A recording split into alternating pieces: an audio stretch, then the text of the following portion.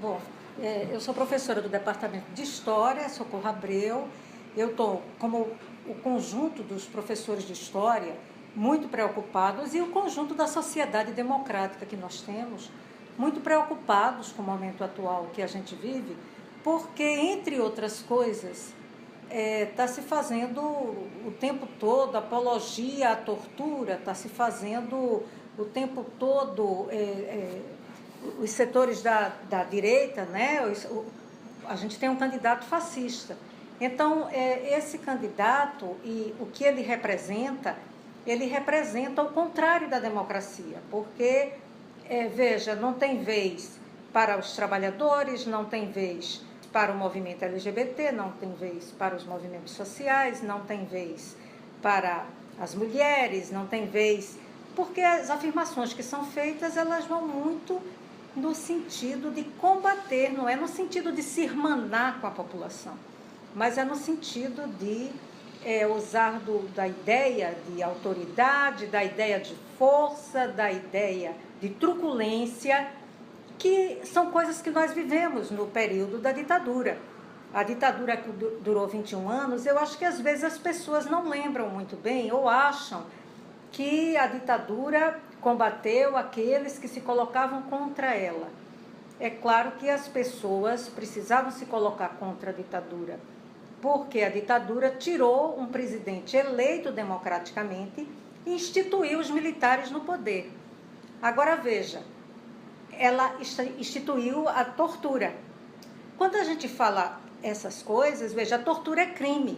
No entanto, tem setores da direita, tem o candidato da direita falando da tortura. Quando a gente fala em perseguição política, autoritarismo e ditadura, às vezes alguém pode pensar, isso era para aqueles que combatiam a ditadura, mas não é verdade. Quando a polícia ia nas ruas, ela resolvia fazer uma busca geral. Era nas rodoviárias, se paravam os ônibus no meio do caminho para ver quem andava nesses ônibus. Se a pessoa não tivesse documento, ou se não tivesse uma documentação que eles considerassem adequada, essas pessoas eram presas, pessoas comuns. Se ia para as ruas procurar subversivos, segundo eles. Eles subverteram a ordem. Eles passam um discurso totalmente ao contrário do que de fato faziam.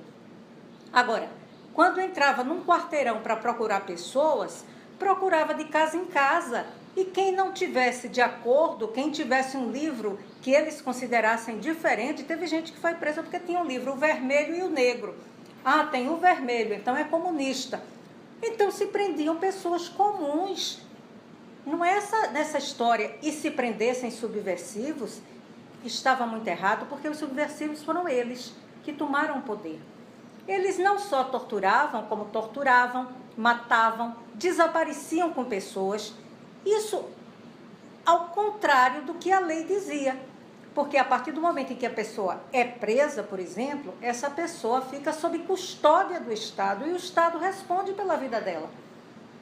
Então não podiam, porque eram ditadores, torturarem essas pessoas para obter confissões por tortura, sem provas. Então, vejam, eu acho que uma parte da sociedade não está parando e fazendo uma reflexão sobre isso. Nós queremos que as pessoas sejam presas, torturadas, assassinadas, sem julgamento e sem provas, porque as pessoas têm vez, porque as pessoas têm voz, porque as pessoas defendem direitos. Essa questão precisa ser muito pensada.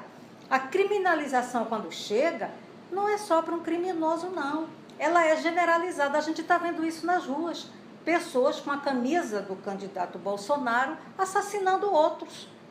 Assassinando porque discorda, porque a pessoa falou alguma coisa que não gostou, porque a pessoa é negra, porque a pessoa tem outro tipo de opção sexual. Então, nós vivemos num momento de insanidade. As pessoas que tomam essas atitudes, elas não estão refletindo sobre o que estão fazendo. Se está desumanizando as pessoas em nome de um ideal de Brasil. O Brasil não é isso. O Brasil é um país multicultural.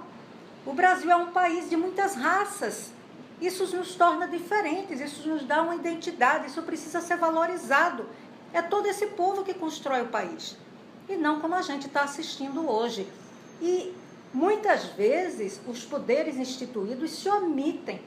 É uma série de fake news. No tempo da ditadura também se faziam essas notícias. Por exemplo, se dizia que no tempo da ditadura não teve corrupção.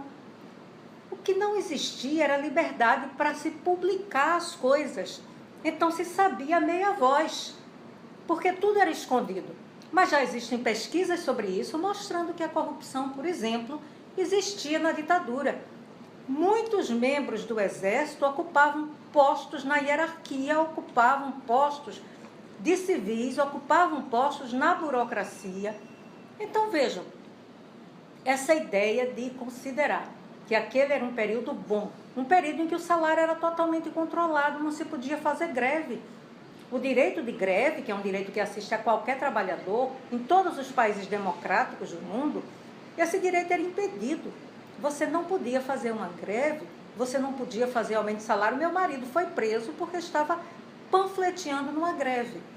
Vejam, ele foi preso, teve costelas quebradas, foi barbaramente torturado, levou palmatória, levou choque elétrico, pendurado no pau de arara. Eram muitas as torturas que se faziam. E atualmente está se fazendo abertamente, de certa forma, torturas. Quando você pega uma pessoa, você espanca. Já existe, na prática, é uma política extremamente autoritária, extremamente desumana nas prisões que são feitas na periferia, nos assassinatos que são feitos na periferia, principalmente na periferia. Então, a gente tem que dar um basta a essas coisas, a gente tem que refletir sobre isso. Tortura é crime e isso tem que ser penalizado. Discriminação de qualquer tipo é crime. Isso tem que ser denunciado e punido. E não pode alguém, porque se arvora direito de fazer propaganda, utilizar-se da incitação ao crime para tentar mostrar que é uma pessoa poderosa, que é uma pessoa forte, que é uma pessoa que faz o que quer, e passar a ideia de que com isso vai resolver os problemas do país. Os problemas do país vão ser resolvidos com democracia, com justiça social, com a união dos trabalhadores e com a denúncia de todas essas atrocidades que vêm sendo feitas e que era o dia a dia do período da ditadura.